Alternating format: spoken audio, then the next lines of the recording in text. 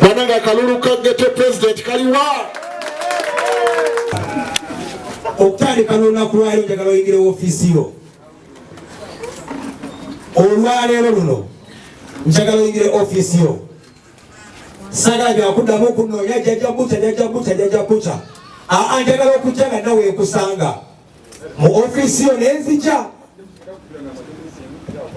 Mama Geto, njagala oyambe ku Ssempijja.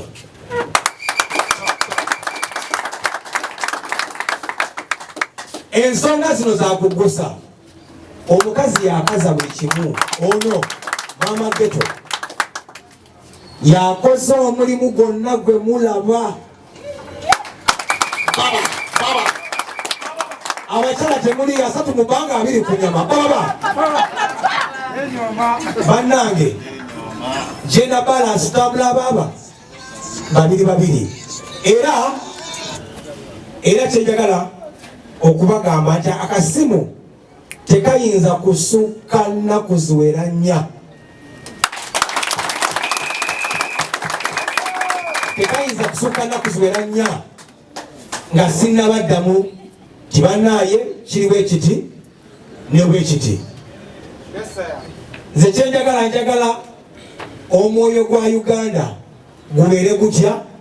Twagala bwenkanya n'amazima. Twagala obwenkanya n'amazima. Nammwe bapromota abatono mufune kuki kumugati kulomati n'akawodo muki munsawe waka, kubanga kino ekibadde kyakosa abantu bonna okwetoola eggwanga lyonna. Era nze nzirayo mu Geto zange mbagamba nti ensonga Buchamani yenze muleme yabalema. Ekyo njagala mukibuuze wonna n'abeeka mwokya. Yenze muleme yakola ki? Ye muleme atagenda akongojja naye ng'alina okukola ki? Alina okutuuka. Asatu mubanga banange neyanziza nnyo Ssempijja. Lonchi ya office eno njagala.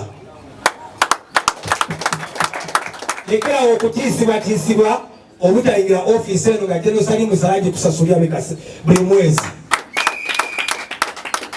Tugenda giro nkinga era nja kubeerawo amponent kyekibiina ekisoose okubeera ne bapromoters, kubanga ebibiina ebisinga obungi bali kinoomu.